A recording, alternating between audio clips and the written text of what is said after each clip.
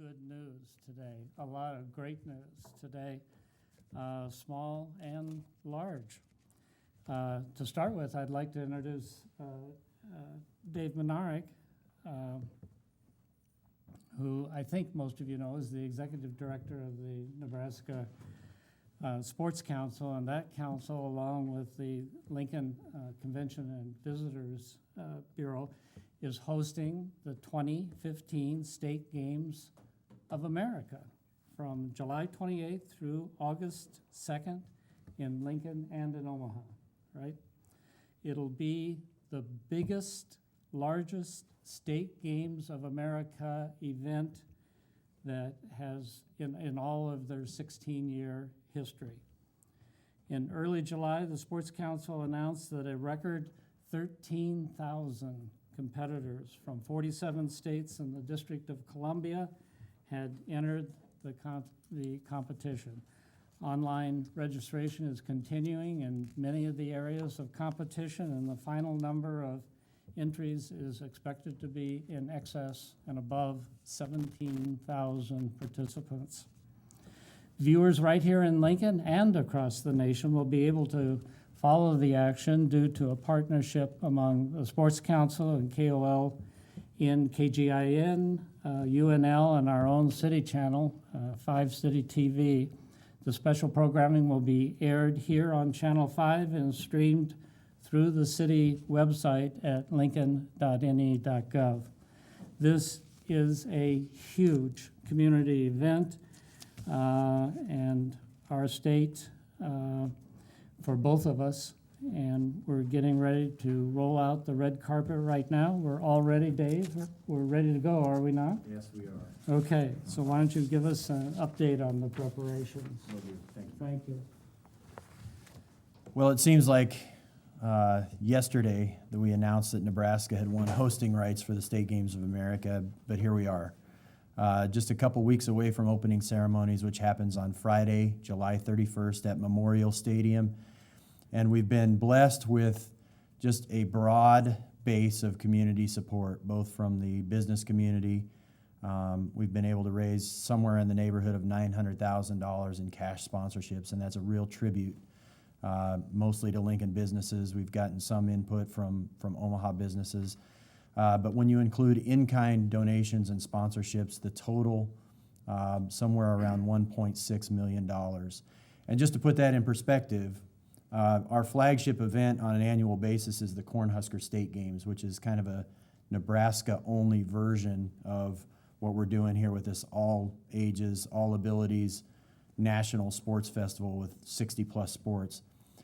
For the Cornhusker State Games, we usually raise around $300,000 cash and somewhere in the neighborhood of $600,000 total. So it's a significant investment on the part of this community, and that's something we're very grateful for.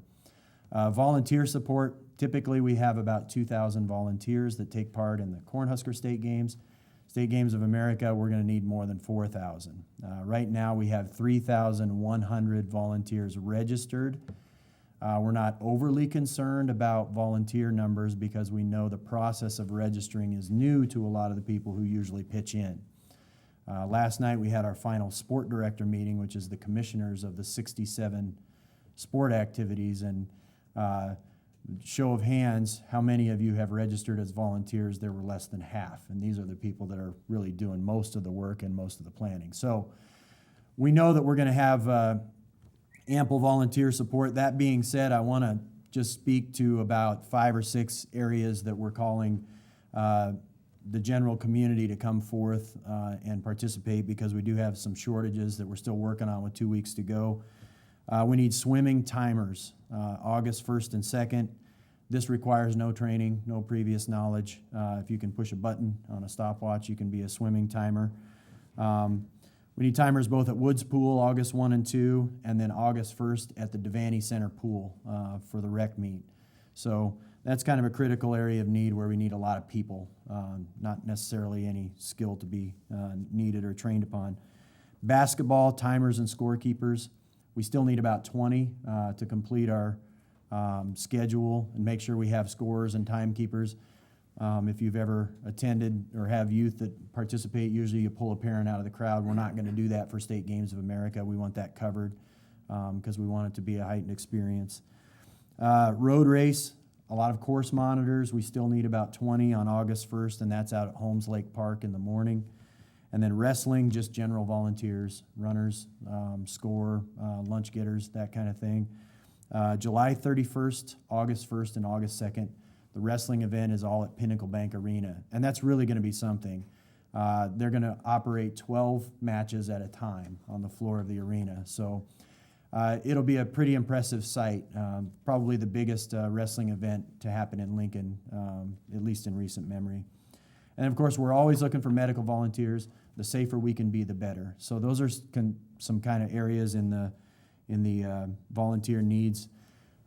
Mayor mentioned we're over 13,000. As of this morning, it was 14,238 with late entry sports and all of the roster additions that come in later for team sports. We do expect to be somewhere in the neighborhood of 17,000.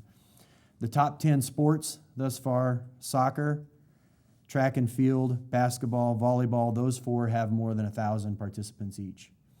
And then it goes softball, the shooting sports, swimming, ice hockey, figure skating, and the walk events. And the walk events have 526. So all 10 sports in that top 10 list have more than 500. And states that are participating, Nebraska has just over 10,000 of those participants. The other 4,000, Iowa has 385, Kansas 332, Texas 289, Wisconsin 246, Oklahoma 131, Missouri 119, Colorado 110, and then California with 92, Pennsylvania with 80. Just a note there, Californians travel for this, Pennsylvanians travel. They have each hosted in recent years, so you can see that this event gets some traction as it goes, but we are proud to be hosting the largest ever, and with 47 states. We shattered the record. The old record was 41 states, but we still hope to get those last three. They are Maine, Vermont, and West Virginia. So if you have a cousin, a relative, we'll figure out how to get them qualified and in the event. The television show that the mayor talked briefly about, I want to spend a little bit of time on because it's a neat deal. Every night of the event from Thursday through Sunday, which is July 30 through August 2nd, you can stream, it'll be streamed, so you can tune in wherever you are in the world and catch the recap that evening. That's a broad partnership, and it also includes the University College of Journalism. There will be somewhere in the neighborhood of 40 to 50 students out there covering events, getting reports that'll be played on the evening show.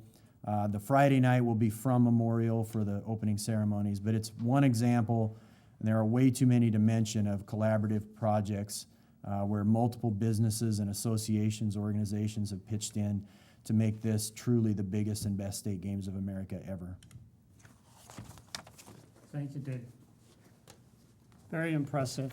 And I hope all you citizens out there who like to volunteer will sign up and help Dave and the city and the community. There is nothing that raises our profile in the nation in a more positive way than doing well with these big national events like this. And this is the kind of hospitality and the kind of thing for which are really fit for our people, who I think are a very hospitable people. So I'm hoping everybody will get out and do their part to make these games a great success. A smaller but no less important item, let me invite our emergency services people up here up front because we want to talk a little bit about a new technology being employed by Lincoln Fire and Rescue.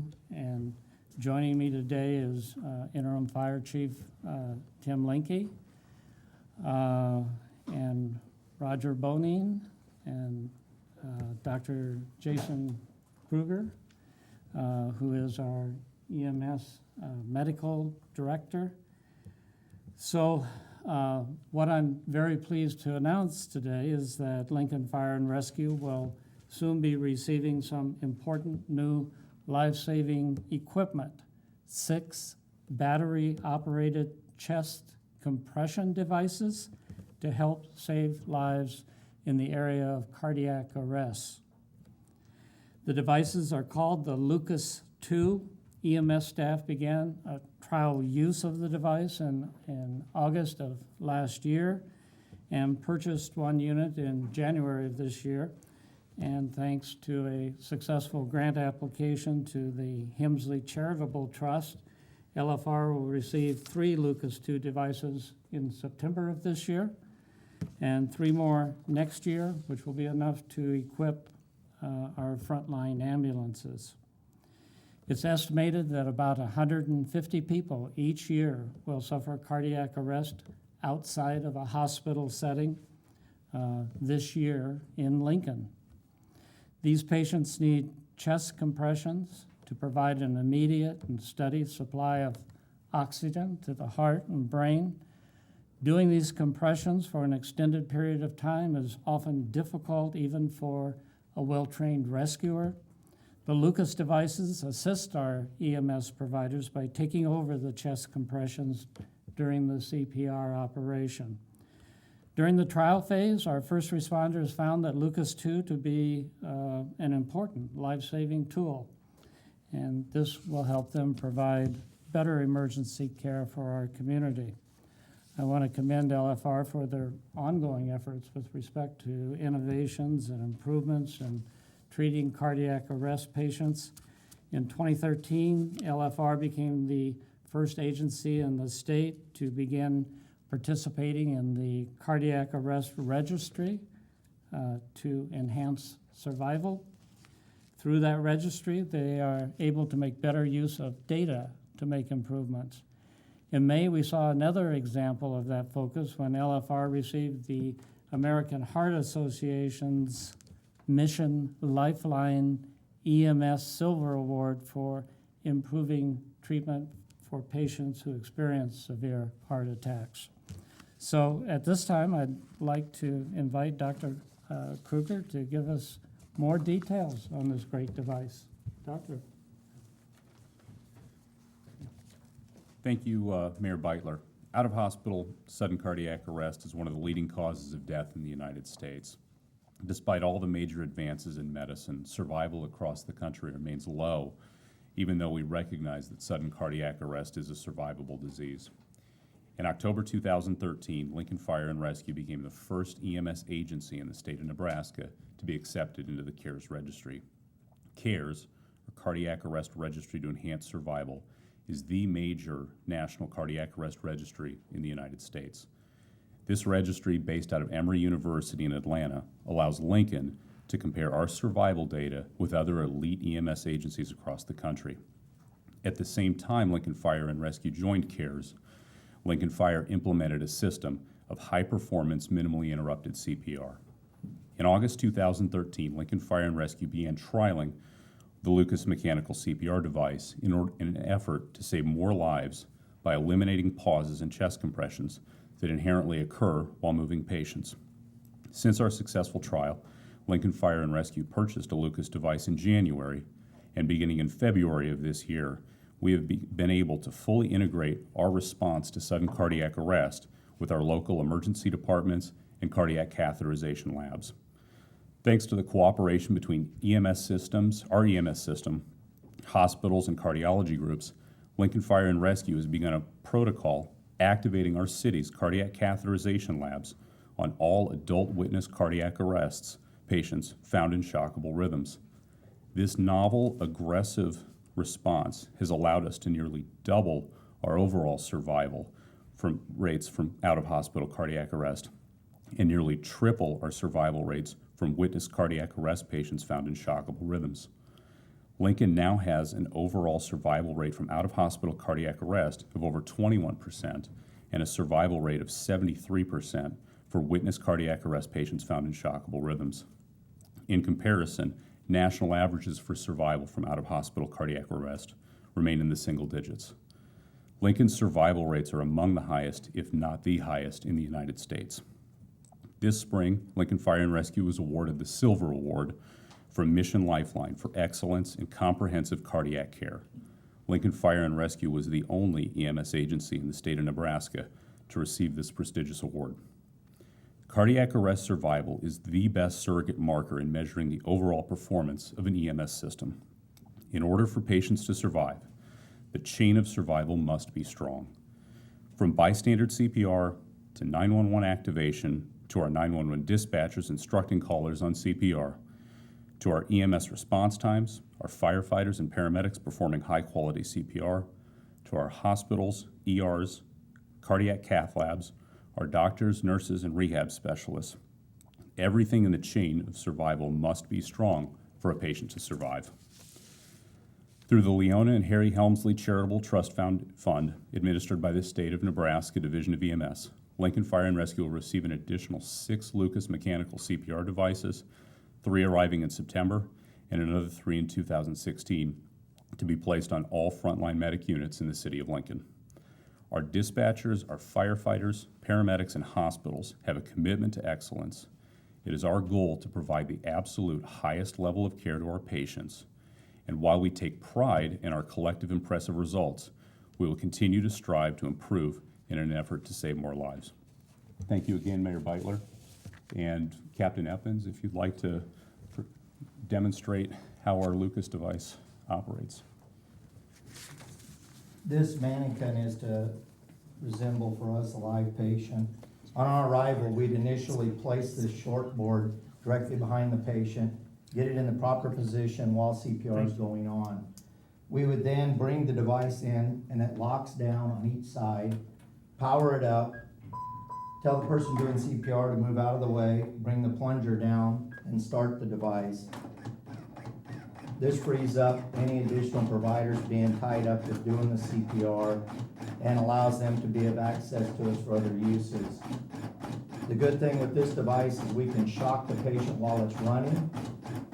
The device never gets tired. The depth of compressions and the rate of compression stays consistent, and it doesn't get distracted by somebody asking it to do something. If somebody wants to stop, all we have to do is hit pause and hit restart, and we're right back on the chest. We've had phenomenal results, and as an EMS supervisor, we're very pleased with it.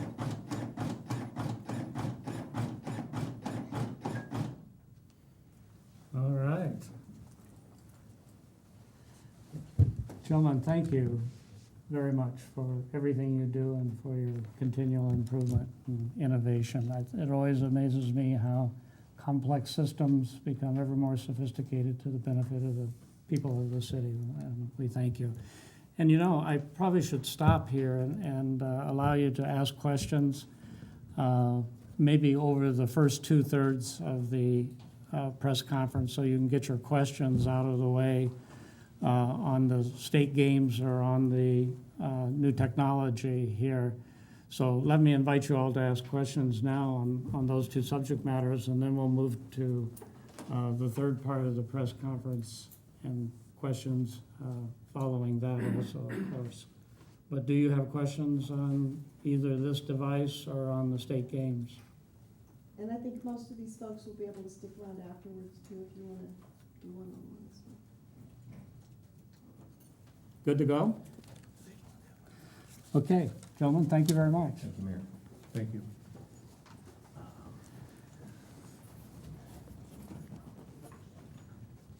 Let me invite Clay Smith to come forward at this moment. And I don't know if Jeff wants to come up now or you want to introduce him later, Clay, but let me make a few introductory remarks, and then I will turn this over to you guys for the great details of this particular project. Can't tell you how pleased I am to announce what we think is going to be a game-changing development in Lincoln's East Downtown, the result of a bold vision by Lincoln's entrepreneurs and a bold community investment in Antelope Valley. I am here with members of the East Downtown Development Corporation, known as EDO, a joint venture owned by Speedway Properties and Nelnet. Clay Smith, president of Speedway Motors, is here with us today, as is Mike Dunlap, I think is in the back sitting down over here is the CEO at Nelnet. Speaking for Nelnet today will be Jeffrey Nordhook. Did I pronounce it right?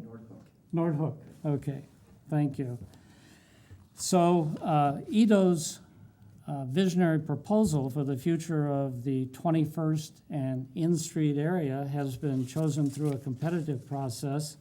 The plan will turn an aging industrial area with a limited future into new housing and new retail, new offices, and new opportunities.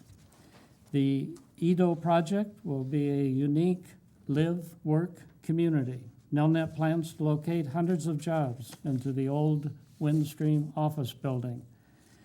In addition to repurposing and restoring an aging building, it will create a strong employment base within the district that will fuel demand for the project's housing and retail services. 311 new residential units will be developed, including owner-occupied townhouses plus rental apartments, lofts, and live spaces. Edo will essentially be creating a new 20-acre neighborhood in the east downtown. It will be a new neighborhood that retains the character and the history of the past. The project will be known as the Telegraph District in homage to the beginning of the telephone company's presence in Lincoln and the impact it has had on the local community for over 100 years. The Telegraph District will feature amenities typically found in a suburban neighborhood, such as coffee shops, dry cleaners, daycare, small retail, bike repair shops, and so forth. These amenities will support the needs of the residential and office tenants.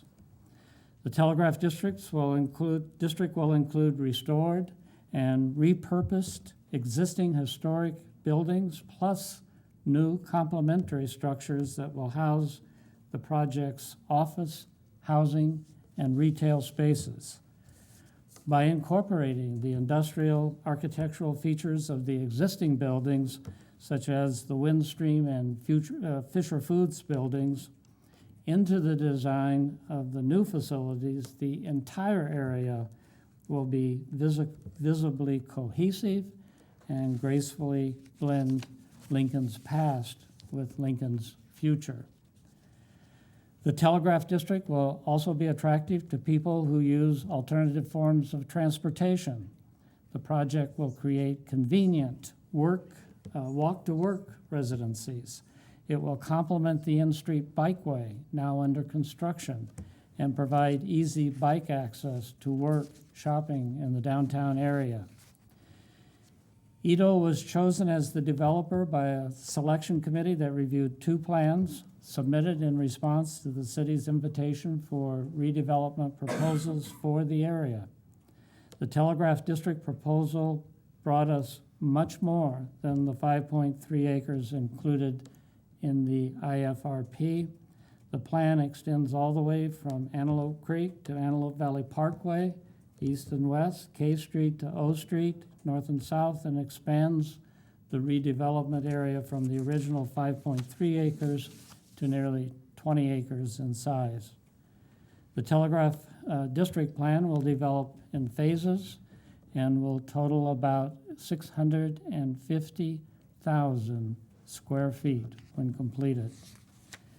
The importance of city investment in building our economy and our community has been a theme throughout our time, the time of this administration.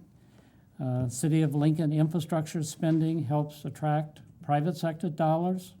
The proposed Telegraph District is a great example of this kind of partnership. The community's investment in the Antelope Valley project and the In-Street Bikeway are keys to this new development.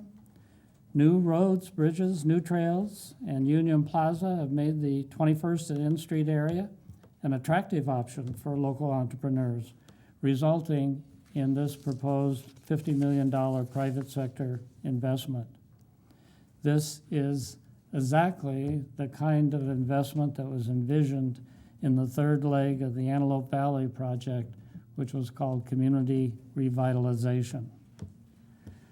This Telegraph District will revitalize an aged industrial area and continue to build Lincoln's surging economy. The project exemplifies what we can accomplish when the private sector and the public sector work together for the benefit of the community. It is another demonstration of our community vision for Lincoln, a vision that is working. So with that, I would like to invite Edo's partners forward here to tell us much more. Clay, welcome. Thank you, Mayor. Thank you for the proposal. Well, thank you, Mayor, for that excellent summary and kind introduction. We are honored here by your confidence that you have in our team and your support to help the development of the Telegraph District Plan. Nelnet and Speedway have a very common vision. We love Lincoln. This is our hometown, and we want to reinvest here and help bring Lincoln to continue to grow and prosper. We are excited to partner with our friends at Nelnet to transform this largely vacant industrial tract into a vibrant mixed-use downtown neighborhood, an attractive urban setting for people to work, shop, bike, walk, and play. It will fulfill the vision of the Antelope Valley development plans and will be a catalyst for additional development in the surrounding neighborhoods. This is a large and complicated project. It is probably best understood visually, so I'd like to take you through a few slides so you can see what we envision. On the screen, you can see the current view looking west from Capitol Parkway toward downtown. Let me take you through the slides so you can see what we start with. The starting point is the original 4.3 acre IFRP site. It's located along Antelope Valley. In addition to that, we're adding all of the area that is from 19th Street all the way to Antelope Valley, and that is outlined here in red, the entire area.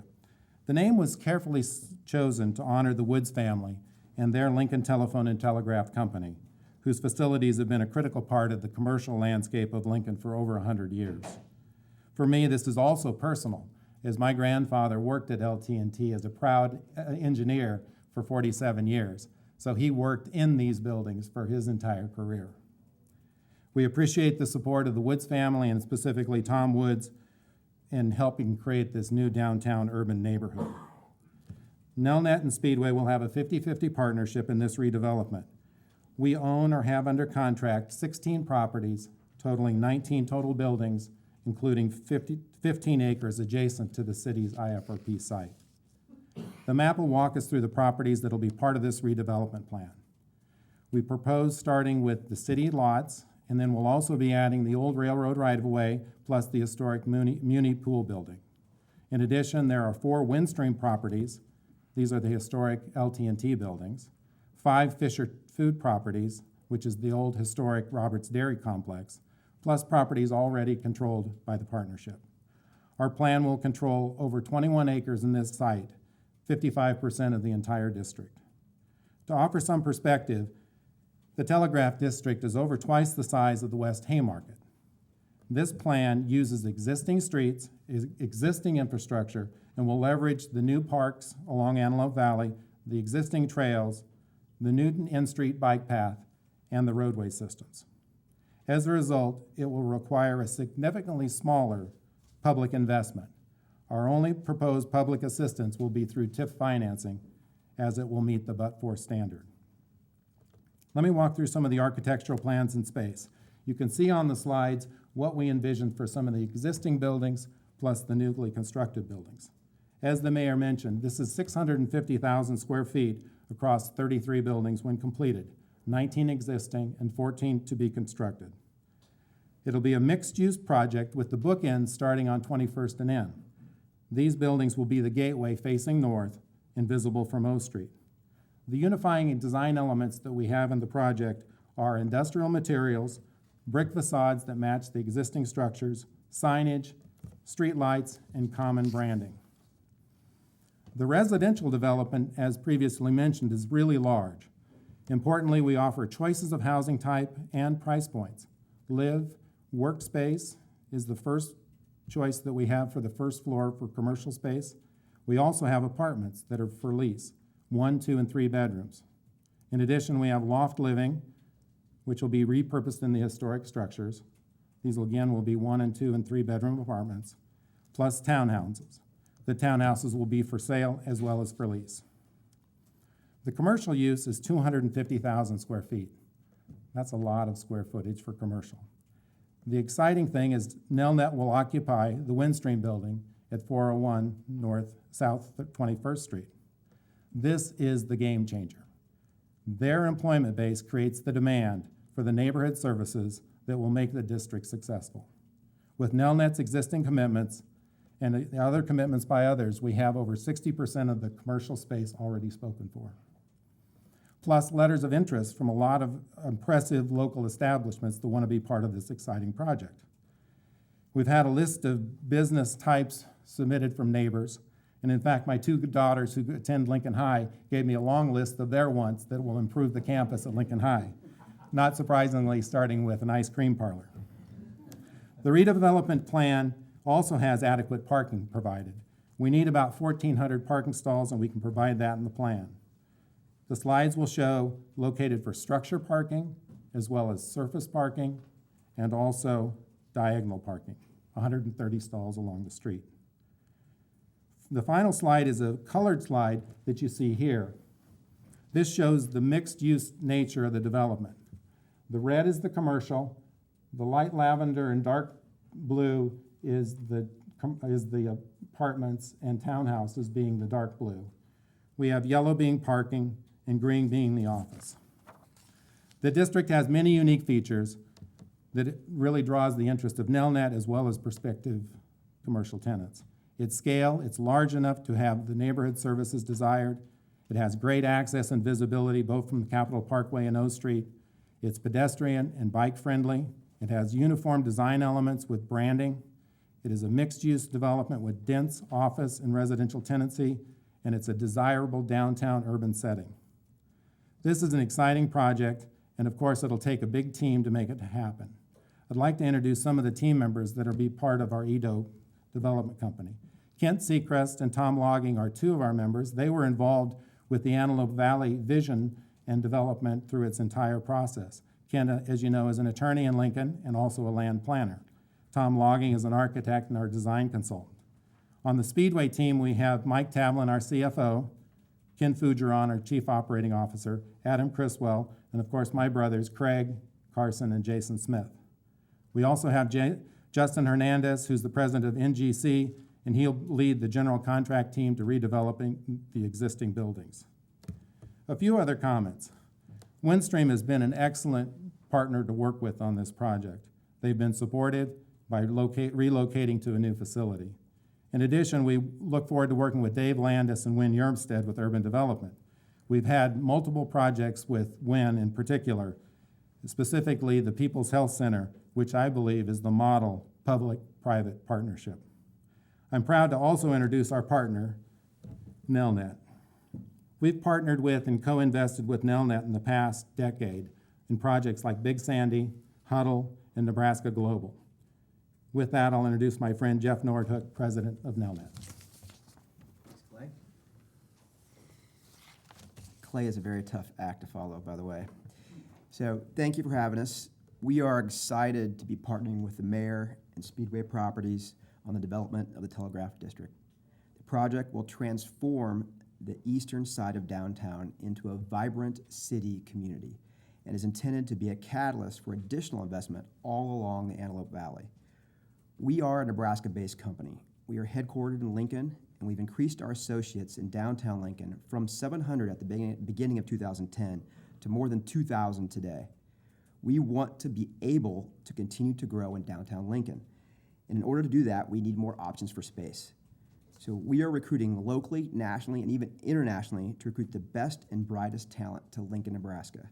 For Nelnet, the Telegraph District and the surrounding neighborhood will not only provide the much-needed space for future growth, but also the amenities to recruit the best and brightest talent.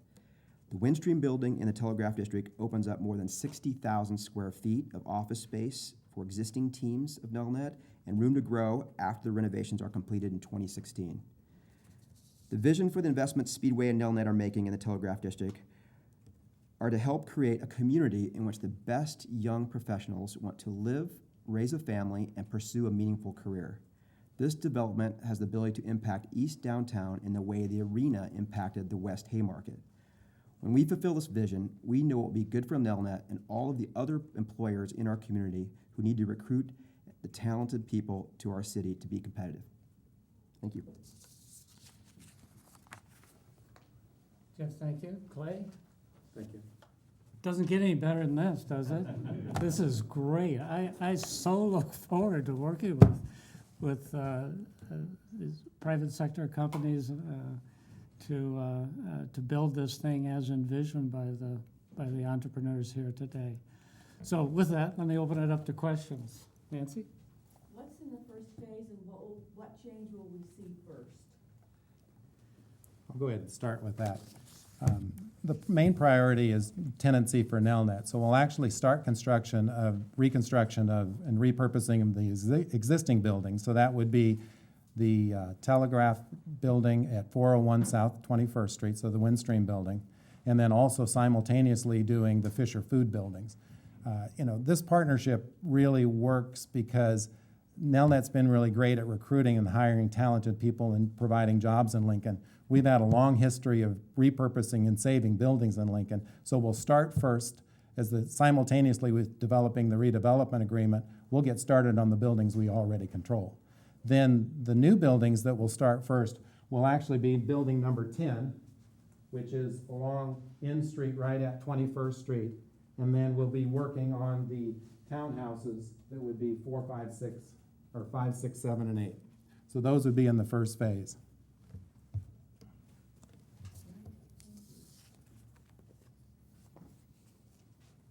Question. Yes. It seems like there's a great focus in the downtown area. Why so?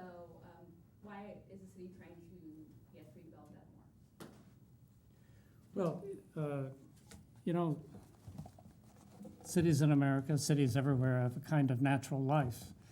And those places that we built at the very beginning in the 19th century and the 20th century, all are located in our downtown principally, or in the areas near to the downtown as time passed and the city expanded. Those are the areas of town which are in most need of redevelopment, and the areas towards the edge of town, which we help out in many ways with new roads, new construction, that sort of thing, in other ways can take care of themselves. They're building new buildings on new land. Building in old parts of the city is a more difficult process. Oftentimes, the experience, most of the time, almost all the time, the experience in American cities is that public-private partnerships do this best. And so you will see here also that the tools for redevelopment as they're provided to the public sector, TIF specifically, is geared towards revitalization and the rebuilding of the community. And so that partnership tool, the availability of it, our willingness to use it, the appropriateness of it, contributes greatly to being able to add an increment of value to the developer that is that necessary margin to make them go ahead and take chances to redevelop the older parts of the city. So that's why you see a lot of the activity in the older parts of town. Did I answer your question? If I could ask you, what's the overall time frame for the project? We envision that this is going to be between a 3 and 5 year project. We have the capital resources to move quickly. We want to make sure that we actually meet the demand of the market and the tenants as we continue to develop the project. And so that's really the gating factor. But we're really excited to get started. We're committed because we already own all these buildings. And so we'll start with what we own first. And as we develop the redevelopment plan with the city, we'll begin with the new construction. Is it possible to describe the scope of the investment for the project? Well, it's going to be well over $50 million. When do you hope to start on the Windstream? It will probably begin right at the beginning of 2016, as it's under contract but has not closed yet. The Fisher buildings we currently own, and we're already begun redeveloping those.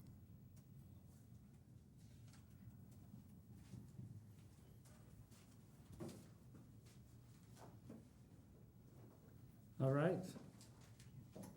Have we exhausted you with our three-part news conference Do and you have all an kinds of estimation information? What it'll cost to live in, say like a two-bedroom apartment? Well, there's going to be a range of types of apartments. We've done these projects down in the main part of downtown with the help of the DLA. We've done the Cadillac building and also the Arena Lofts. The rental rates will be probably at the low end of $650 to $750, depending on the size of the space, and then go up from there. Our desire is to have a real mix of price points so that we get a mix of tenancy in the project. This isn't just for college students, right? This is adult living.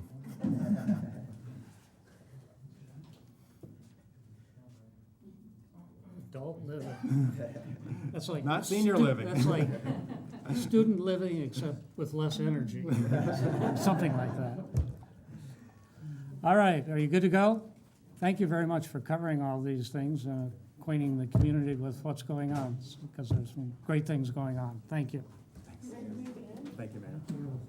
This is going to be great fun.